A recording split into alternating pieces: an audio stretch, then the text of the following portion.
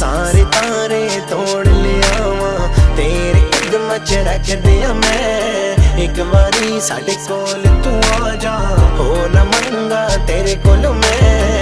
हंझुआं विच डूब ना सानू अपनी अखियां च रख ले वे।